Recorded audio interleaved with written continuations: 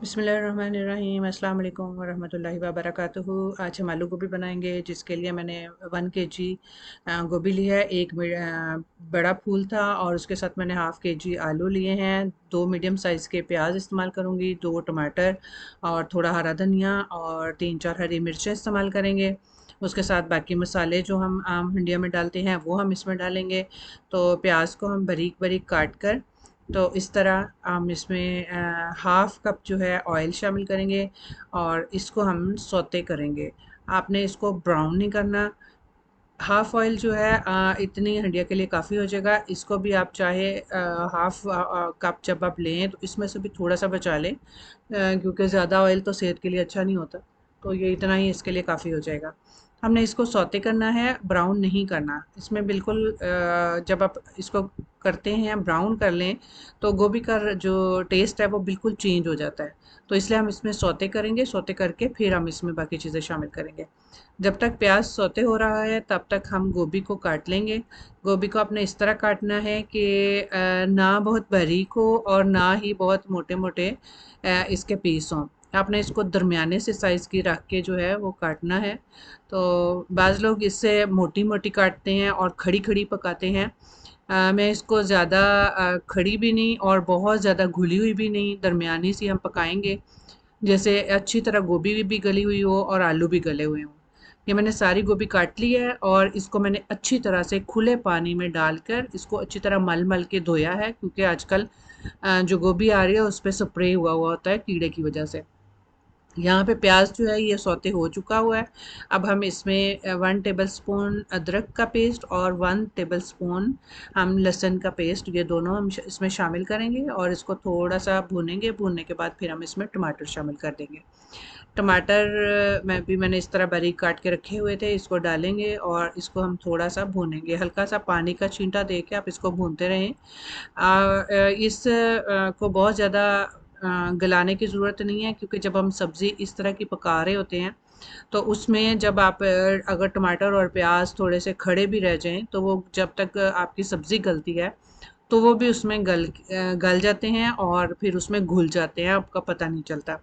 तो आपने इसको बहुत ज़्यादा नहीं गलाना। इसमें हमने यहाँ पे मसाले शामिल कर लेने हैं। यहाँ पे 1 टीस्पून मैंने इसमें सॉल्ट डाला है। आप अपने टेस्ट के हिसाब से डाल लें, कम कर लें या ज़्यादा कर लें। और उसके साथ मैंने ½ टीस्पून रेड चिली डाली है, ½ टीस्पून हल्दी पाउडर डाला है और 1 टेबल स्पून गरम मसाला पाउडर और 1 टीस्पून गरम मसाला और 1 टीस्पून धनिया पाउडर। ये मसाले हमने डाल के अब इसको हल्का सा पानी का छींटा दे के थोड़ा सा हमने इसको भूनना है। उसके बाद फिर हम इसमें सब्ज़ी शामिल कर देंगे।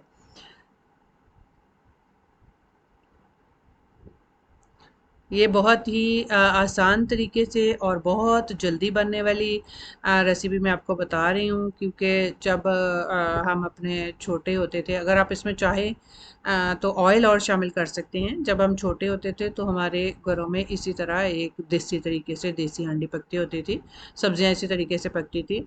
तो यहाँ पे आपने इसमें, अगर आप मिर्चें अपनी तेज़ करना चाहते हैं, आप स्पाइसी पसंद करते हैं, तो आप 1 टीस्पून इसमें मिर्चें डाल लें और गरम मसाला भी आप थोड़ा सा ज़्यादा कर सकते हैं।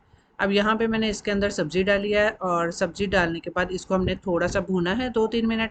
और फिर उसके बाद हमने आलू इसमें, ये जो आपने देखे हैं ये छोटे, ना बहुत छोटे हैं ना बहुत बड़े हैं, दरमियाने से कटे हुए ये आलू हैं और इसको हमने डाल दिया। डाल के हम इसको 2-3 मिनट 4 मिनट तक हम इसको भूनेंगे अच्छी तरह से मसाले के साथ, और उसके बाद फिर हम इसको ढक कर रख देंगे दम पे और उसी में हम इसको गलाएंगे। अगर आप चाहें तो इसमें 1/4 कप जो है वो पानी शामिल कर सकते हैं। और अगर अगर आप ना भी शामिल करें तो इसको हल्की आग पे दम दे के 15 से 20 मिनट पकाएंगे तो ये ऐसे ही गल जाएगी, पानी की ज़रूरत नहीं होगी। अब यहाँ पे ये देखें, गोभी आपको नज़र आ रही है कि ये गल चुकी है। और अभी हम आलू को चेक करेंगे, क्योंकि गोभी तो गल चुकी हुई है, आलू को चेक करना कि आलू भी गल चुके हुए हैं। तो हम एक चम्मच लेंगे, उसको इस तरह से तोड़ेंगे, तोड़ के फिर आप देखें कि ये आलू भी गल चुका हुआ है। तो अब यानी हमारी हंडिया तैयार है। हमने देखा कितने कम टाइम में हमने इसको तैयार किया है, आधा घंटा भी नहीं लगा इसको। تو یہ ہماری ہنڈیا جو ہے وہ تیار ہو گئی ہے۔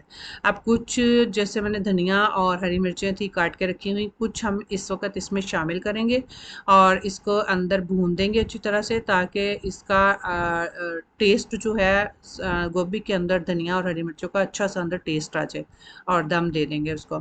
اور کچھ دھنیا میں نے بچا لیا تھا، وہ اس طرح ہم نے جب ڈونگے میں ڈالنا ہے سبزی کو تو اس طرح ہم نے گارنشنگ کے لیے استعمال کرنا ہے۔ سرو کریں روٹی کے ساتھ، میرے چینل کو سبسکرائب کریں، ویڈیو کو شیئر کریں، لائک کریں۔ السلام علیکم ورحمۃ اللہ۔